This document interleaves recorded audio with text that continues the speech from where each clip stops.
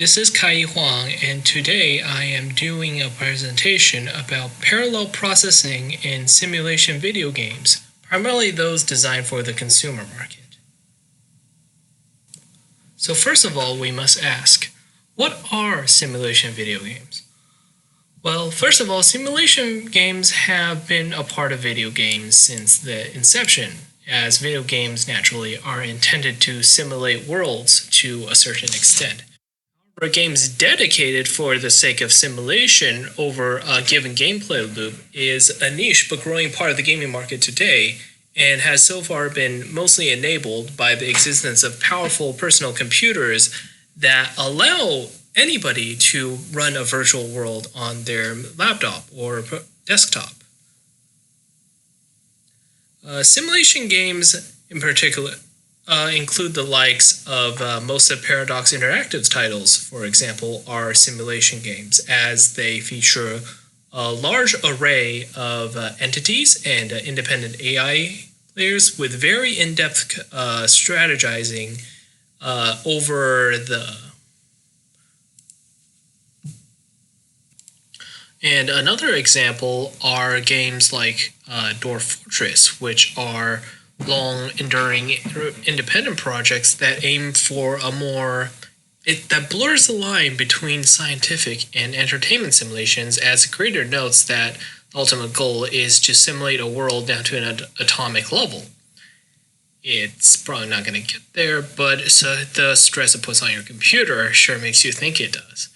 Now, the reason for this is because simulation games have a very different resource distribution than most video games. For a game like Call of Duty, for example, the game only ever keeps track of perhaps a dozen entities at a time, including the player, and most of them are operating on fairly simplistic AI rule sets. And as such, most of the stress on your computer will be on your graphics card rather than your CPU. Simulation games, however, keep track of thousands, if not tens of thousands of entities and hundreds of agents, which operate independently and react to each other in the world itself, which means that the CPU is under very, very heavy load while, for example, Dwarf Fortress doesn't even use proper graphics. It doesn't really make any use of a graphics card.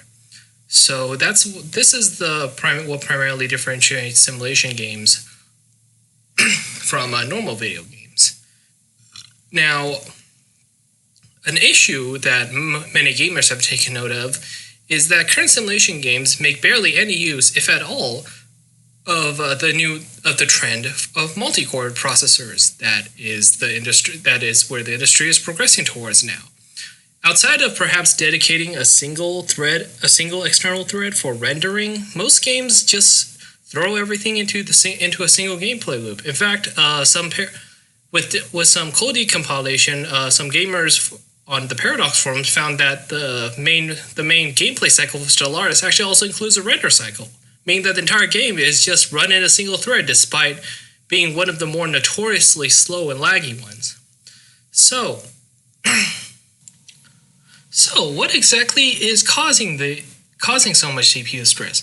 Well, that's because the massive amounts of agents and entities that simulation games hold. Now, what's an agent and entity in this context, you may ask? Well, here's the definition. Entities, specifically dynamic entities, are simply mutable objects within a game world in the programming sense. Now, for a game, it might be something like a tree object, or a tile, or perhaps a weapon or a piece of equipment that can be used by agents. Now, these entities are relatively simple. They don't make any decisions, and they only have to ever keep track of their neighboring entities and or the agents that are directly in contact with them, which for the vast majority of entities is only one agent at a time. Now, these entities generally are much larger in quantity than agents, and do in fact increase processing time, which is why Dwarf Fortress players, for example, will try to reduce lag in their game by using console commands to delete extraneous items from the map.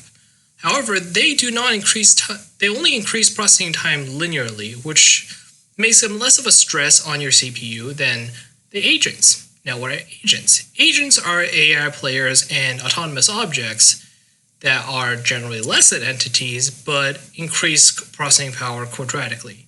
Now, an agent might be an AI player in Civilization or Stellaris, or a dwarf in Dwarf Fortress, for example, as they largely function independent of the player's guidance. They have to make decisions in regards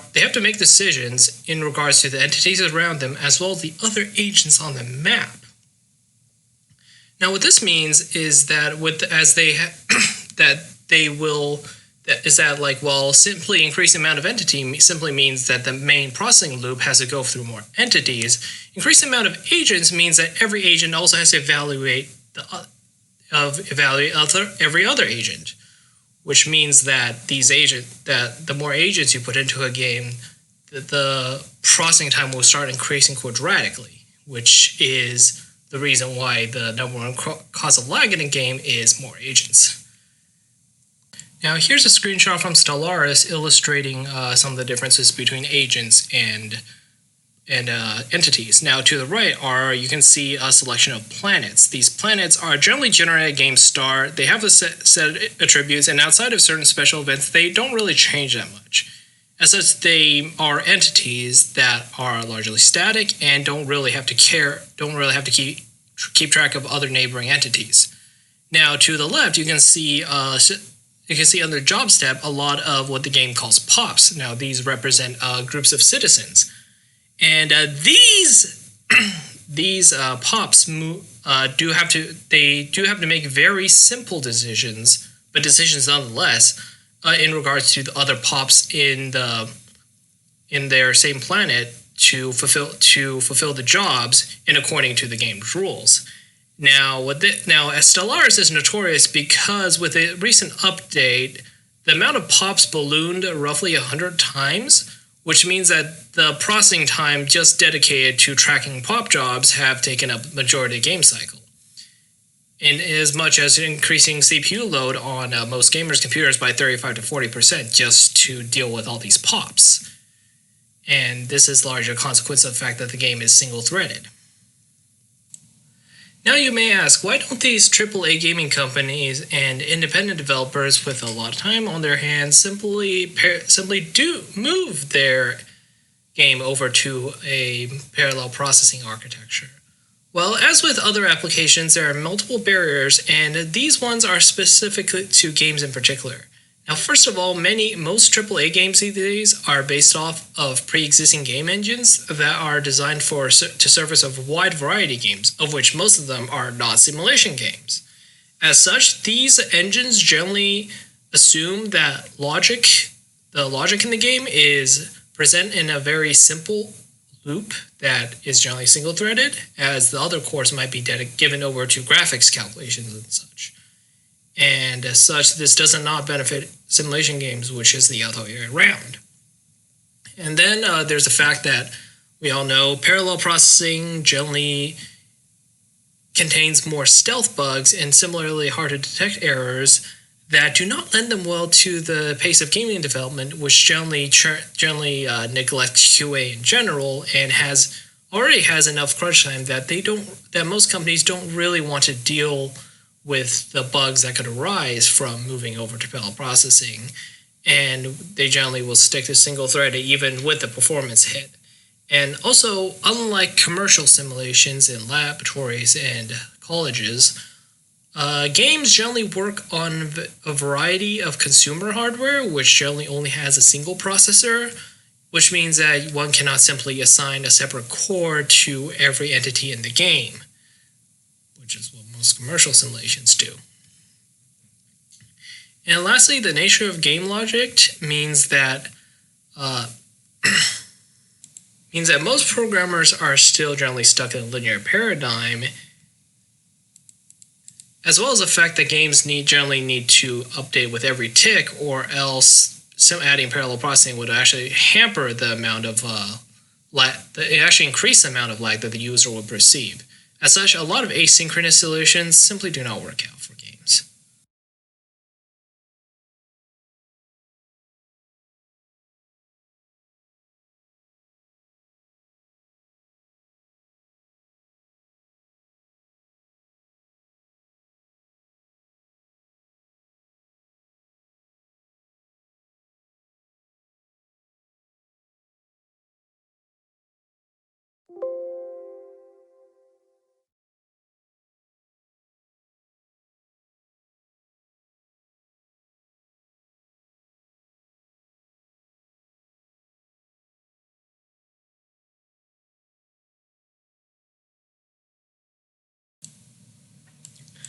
Now, that being said, the main challenge comes down to how exactly do we port the multi-processing schemes from commercial simulation into these entertainment simulations.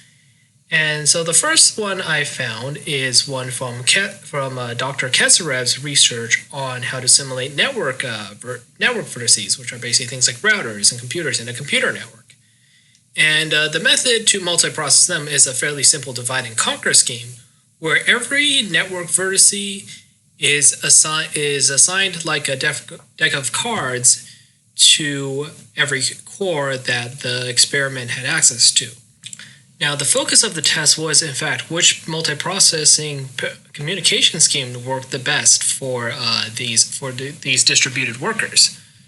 Now, they first tested it between the all-to-all communication scheme, where every worker was supposed to pass messages to each other depending on their location on the network. So, for example, if Core 1 had so in this diagram, if Core 1 had 51 connected to 10 on the scheme, then Core 1 would need to send a message to Core 2, which has network version number 10. Now, in an all-to-all scheme, they would just send the messages directly. In a master-slave scheme, however, they would actually have to follow the network hierarchy and the core would first have to send the message to its parent core, which manages the subnetworks below them, and before that message is routed to the other core on the other side of the network. And finally, there's the ring scheme, where every core has a left and right core that it's supposed to communicate with, and it's responsible for passing messages around it like a giant ring. Now, the most efficient one they found is that all-to-all communication schemes works the best for smaller simulations of about up to 150 entities, while master-slave ones work better for larger ones. Now, the same strategy as a previous one can also be applied to agents, well, sort of. In Dr. Randall's research of the prisoner's dilemma and whether or not a set of prescribed strategies can work, sets of agents are assigned to cores and are to play the prisoner's dilemma against each other with a set of open strategies that are assigned to each agent, and then each agent is compares their relative scores, and the more fit agents gets to move up into different cores, which is basically kind of similar to a tournament. Now, the difference between this and the previous example is that while the previous example, the entities, which are largely static given their position in an unchanging computer network, do not really have to worry about synchronization, the agents here do, as to actually evaluate the result, they still have to synchronize at the end of every round to actually evaluate strategies and perhaps change them, which brings about a form of bottleneck for this implementation. And then a strategy that was tried but not used for this experiment, as well as one that was used for Dr. Kushinov's Boolean network experiment, is asynchronous processing, where the agents are expected to use a set of shared memory, but when they actually evaluate do not matter. So each agent generally offers with information that's incomplete, but does not suffer the bottleneck issues due to synchronization. Now that we discussed the strategies, which are dividing the entities, dividing the agents with synchronization, and running the agents asynchronously with the cost of imperfect information due to the desynchronization, let's look at how their possible implementation in games could be, as so far there have been with the exception of the last one, there is actually no multiprocessing for simulation games in an actual game yet. Now, first of all, let's look at what a divided entity map for example, Dwarf Fortress here would look like. Now, the first and most simple way is to simply, for example, split the game map into 4 quadrants and divide each quadrant between with a core, for example, a quad core processor. And with lesser cores, you would simply cut it in half instead. And if with more cores, you cut it into more sectors. Now, what this means is that if you can see, like the boundary between each sector is relatively. It means that the only times that the cores have to communicate with each other are when entities and agents pass over these borders, which is far more minimal than distributing them evenly. However, this might also lead to relatively inefficient core use, as one sector, for example, the one the player might be building on, would be the subject to much more activity than the other sectors, which might remain unused throughout an entire game. So that's one of the methods. And the other implementation would be the even distribution, as was used in the commercial laboratory simulation by Dr. Kezarev. That one where every tile is relatively evenly assigned to a core, where, so for example, the top left core might be assigned to core 1, and then the one right next to it will be assigned to core 2, and so on, would lead to a relatively low inefficiency, even if the player decides to only ever use one sector, it will be evenly distributed. However, this will also lead to the highest amount of messages, as every time an entity or agent passes over a tile, there needs to be a message sent between the core, which is highly likely to be very inefficient due to the overhead. And as such, if an approach is to be devised with dividing entities, then some sort of balance between sectorization and even distribution will likely be the method for moving a single core simulation game to multi-core. Now, if we apply that to agents, particularly synchronized agents, then we run into some practical concerns that are likely not make this approach not very viable. First of all, agents in video games tend to move around a lot more than agents in controlled academic simulations. For example, in the Prisoner's Dilemma example, agents only ever move between cores when they win a round of Prisoner's Dilemma. Now, this is a predictable behavior, and is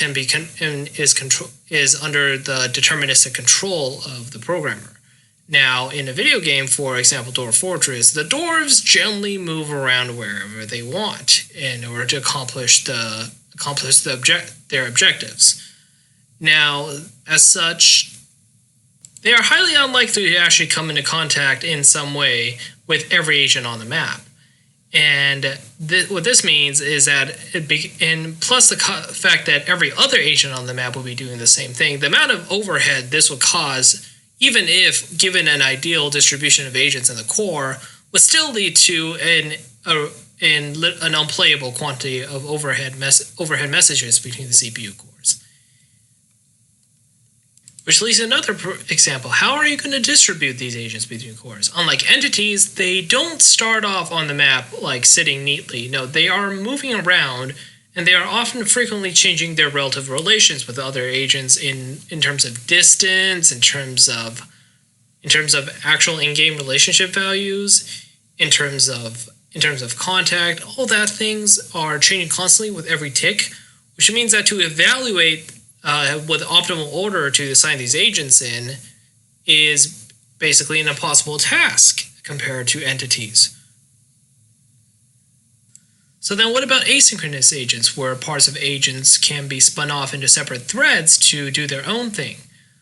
Or even entire sets of agents are spun off into separate threads without really regard for how they interact with each other.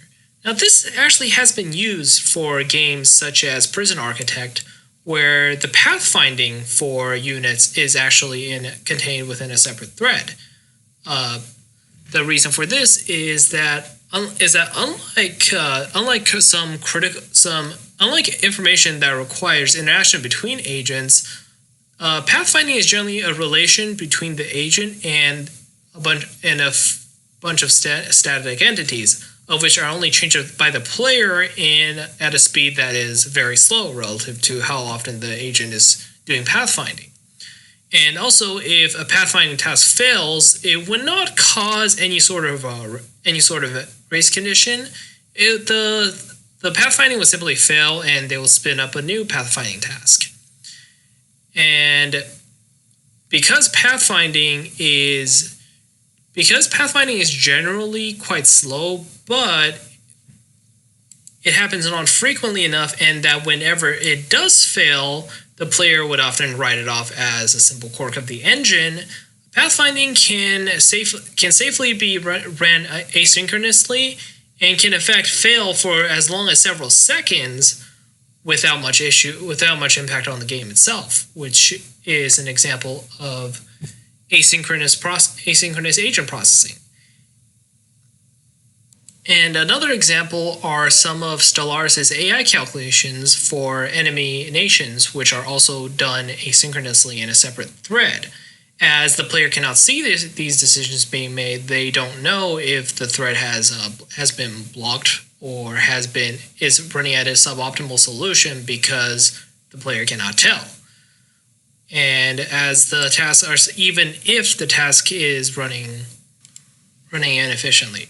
So, as such, asynchronous agents is being used and is likely a further avenue for the exploration for companies who wish to move simulation games into multi-core, as long as the game contains tasks that are largely invisible to players and are still fast enough that a blocker issue regarding these threads will not impact the game enough, which might be dependent on the player's hardware.